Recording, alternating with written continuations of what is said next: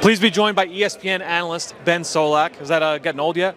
No, I mean, like, it's what it is. I don't know. I sometimes I slip up and I get the wrong name in there. You got to do the best you can. Yeah. All right. Well, let's talk through this game. I guess the thing that interests you more than everybody else about this matchup, Eagles-Chiefs? How the Chiefs defense plays the tush push. I think 2 weeks ago, if you had asked me, I wouldn't have even really been on my register. Yeah. And then they stopped the Josh Allen sneak 3 times, right? They did it because they had a pretty hyper-specific approach to the way that Allen likes to sneak the ball. 3 failed sneaks in that game is tied with the most in the NGS era since 2016 for the most number of failed quarterback sneaks in a game. So now you have the Eagles with the tush push. The Chiefs have seen this a lot. They've, in the Super Bowl and then in the regular season game last year, they were doing a lot of the stuff that has been successful against the sneak. Now, obviously, like, successful is relative when we talk about the Eagles QB sneak, but right, put a body, B gap, A gap, A gap, B gap, submarine everybody, and then send some jumpers, right, and try to hit Hurts as he's coming over the top. I'll be curious if they go for that approach again, if they have something new in the bag. Spags had a couple weeks to think about this, but you saw how it impacted that Bills offense, right? They're so accustomed to being like, oh, 4th and 1, we just print the first down, we keep it chugging. That wasn't the case for them in that game, and it mattered a lot in a one-score game. And so, to me, how the Chiefs come out with a tush-push game plan is the most interesting thing. And to me, like, in a one-game sample, when you talk about a play like the tush push where, we might see it 3 times, yeah, and over the course of a season, you say, all right, small sample stuff, maybe push that to the side. In a game like this, against a team that just thrives in one-score games in Kansas City, that's when this can come to matter. If I can make the 80-85% efficacy tush push 60-65%, and then I get 3 of them and I get that one stop, right? That one stop is an enormous difference maker. So they don't need to solve it, but if they are better against sneaks than the average defense, and if they have a bespoke approach the way they did against the Bills, it's the little margins in a game like this that matter. Yeah. Biggest concern going up against Spags for Jalen Hurts in the pass game? Yeah, so Spags, when he plays Jalen Hurts, Next Gen Stats had a really cool note on this. When Spags sends a blitz, which he does at one of the highest rates in football, he sends guys from the quarterback's left more often than he does their right? Quarterback's right-handed, send him off the blind side. It makes sense. Against Jalen, he sends a majority of his rushers from the right. And that's because we've watched Jalen for a few years now.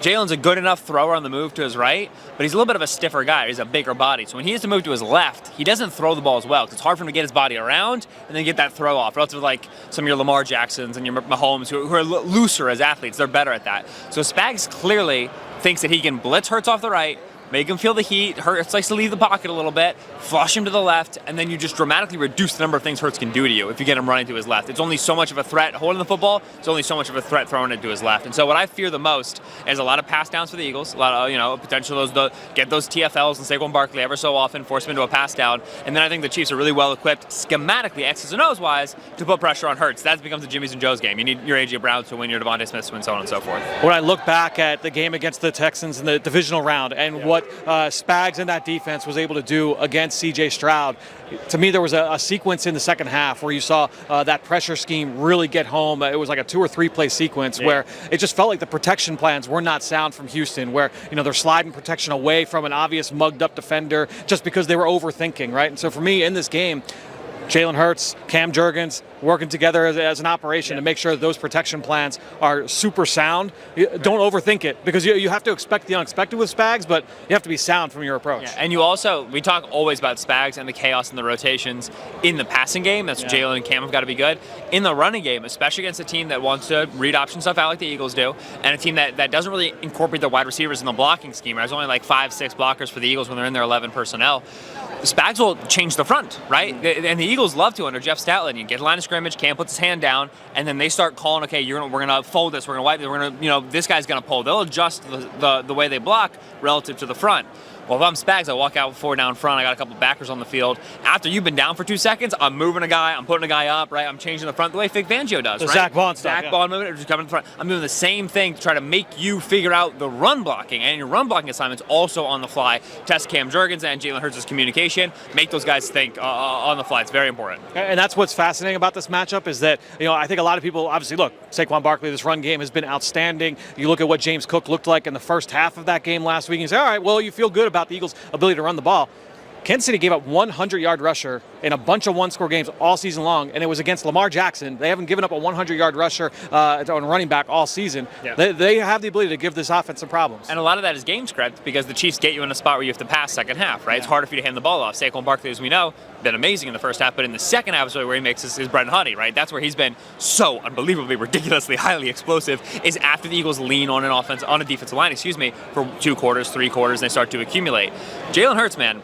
Hurts has attempted 13 passes this year, trailing in the second half since the bye, right? Weeks 1 through 4, they were throwing the ball a lot, they were playing close games. Since the week 5 bye, when they've really become a run-heavy team, he had 4 against the Panthers, I think fourth quarter, and then he had 9 against the Commanders in the first game, right? Early third quarter. Yeah. Besides that, the Eagles have not played trailing game scripts late in games. They haven't needed to do it because they dominate and they control and they manage the script. So if you're running Saquon Barkley in the first half, the Chiefs have a decent game plan. They're getting a couple of stops. You're getting a couple of big runs, but it's whatever. It's like an average Barkley game. You get into the halftime locker room, it's 21-14. Chiefs are leading. You want to get Saquon going in the second half. You want to take advantage of those body blows, leaning on that Chiefs defensive line, but you're trailing in the second half, and you haven't been there a lot. If you're the Eagles, how committed to the run will you be? How much can you trust Hurts to be a pass-heavy team? That's the big question mark we don't know about this offense. One question I have about the other side of the football, we've seen in recent Super Bowls with Kansas City and Mahomes, they always find like one guy in these big scenarios where it's like, oh, Mecole Hardman has a big game, Sky Moore has a big game.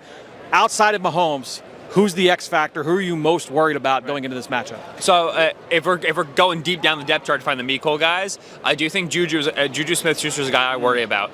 DeAndre Hopkins is the big trade name, right? But if you look at the last few weeks, Juju had 8 routes to Hopkins 9, against the Texans 13 to Hopkins 11. Juju's the clear wide receiver 3. He's better as a blocker, and they kind of need that in the running game. And then Juju and Kelsey work in similar areas of the field, zone beaters, right? Quarterback friendly.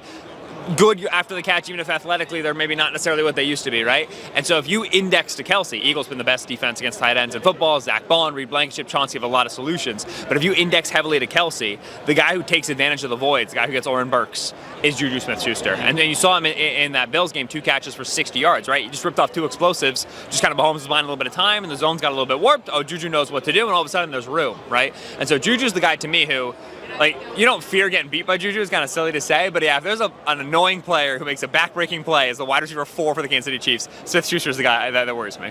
Wednesday afternoon, as we're recording this, you have a feel, you got a prediction. Where are you at right now predicting this game? I lean Chiefs. It's like a 55-45. I keep saying, man, if you let me watch the first quarter of this game, I will tell you exactly how the next 3 quarters are going to go, right? Because it's so much of a script, and do the Eagles get to still run the ball, and how is Mahomes throwing against Vic? And like, there's so many script questions that once I see it, I can tell you. What reality do you live in that we can do that, though? Right. Unfortunately, that's not my job. My job is to do it before the game starts. So I lean Chiefs. I think 28, 25, 29, 20, that sort of a thing. But I'll tell you, if the Eagles can get a handle on this game and they can condense it and they can take the air out of it, you limit the amount of chances Mahomes has to beat you. They have a good formula for beating the Chiefs. This is the way that you want to do it. It's the way they win games. So it'll be close. It'll be fun. If you're watching this interview, you know where to find Ben Solak. Obviously, great work over at ESPN. Thanks for joining us, and we'll talk soon. Thank you, Fran.